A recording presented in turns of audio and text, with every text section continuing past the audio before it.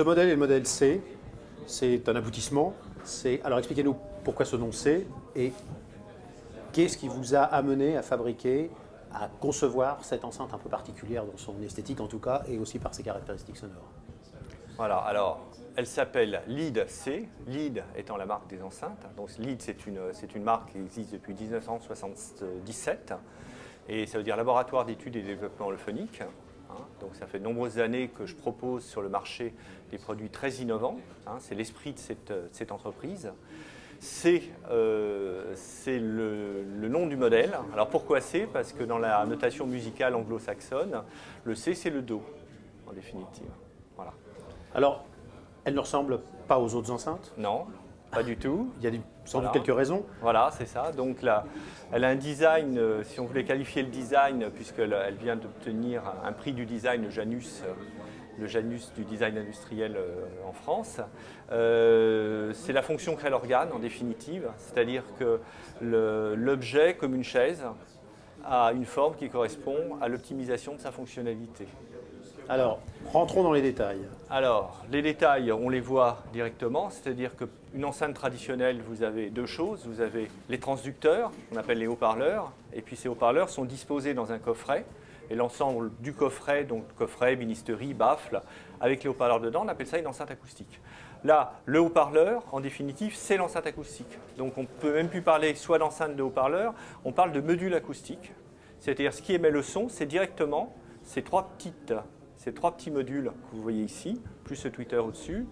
Et ce qui est innovant dans cette technologie, c'est d'être arrivé à miniaturiser l'objet tout en améliorant la fidélité. C'est en ce sens qu'on peut dire que cette innovation est pour le son le même type d'innovation que l'écran plat haute définition pour l'image.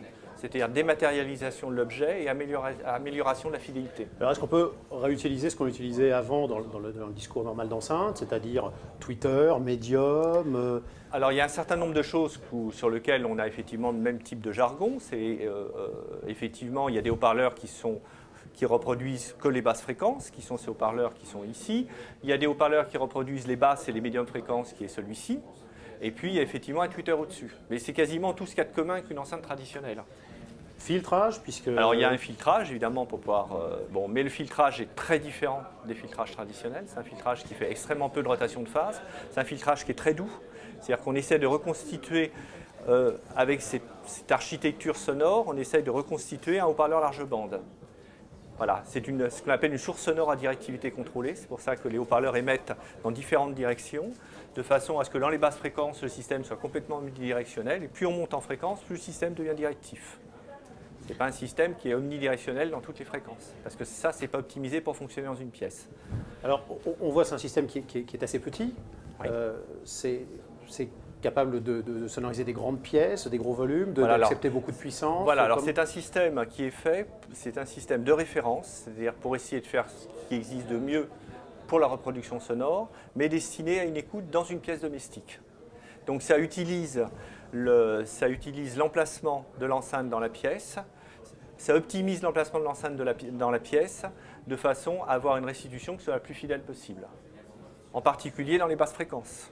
C'est-à-dire qu'on utilise dans les basses fréquences, les enceintes classiques sont mises au point dans les chambres sourdes, c'est-à-dire ils ont une bande passante qui est plate, le plus grave dans les fréquences les plus basses possibles, dans une chambre sourde. Quand vous les mettez dans une pièce qui résonne, vous avez trop de graves. Cette enceinte, elle a été étudiée de façon à avoir un niveau de grave qui soit satisfaisant dans une pièce d'écoute.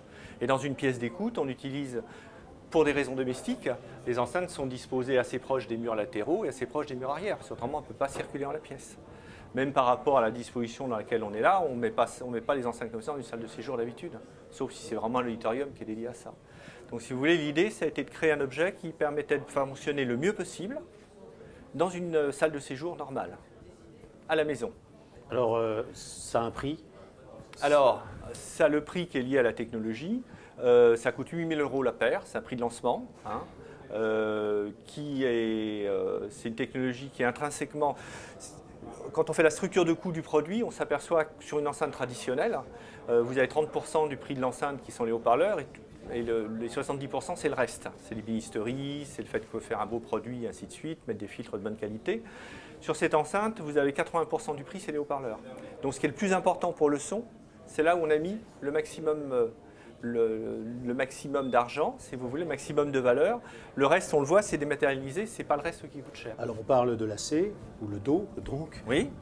Il y a d'autres notes dans une gamme. Va-t-il y avoir d'autres enceintes Écoutez, en pour l'instant, développement voilà, j'avais envisagé d'autres produits en développement. Il se trouve que ce produit tel qu'il est là satisfait, disons, 95% de l'utilisation que les gens peuvent avoir d'une enceinte acoustique dans une salle de séjour.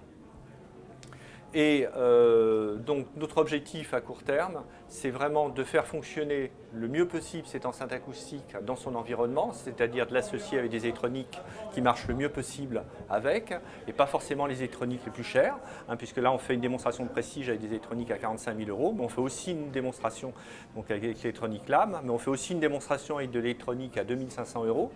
Donc 45 000, 2500, qui est une électronique qui s'appelle Van Medevoort. Donc pour bien montrer qu'on peut démarrer avec des produits qui sont à un prix abordable. Voilà, parce qu'il ne s'agit pas de faire uniquement proposer des chaînes à 100 000 €. L'important, c'est aussi que pour une chaîne à 10 ou 12 ou 13 000 €, on puisse avoir le meilleur résultat possible, de façon à s'adresser au plus large public possible. Ça, c'est aussi la vocation de l'entreprise. Puisque la vocation de l'entreprise, c'est fabriquer des produits en France avec cette nouvelle technologie, de ne pas délocaliser en Chine. Et pour augmenter justement, pour arriver à développer le plus possible l'activité économique en France, eh bien, il faut en vendre un maximum. Donc il ne s'agit pas de le vendre le plus cher possible. Merci. Je vous en prie.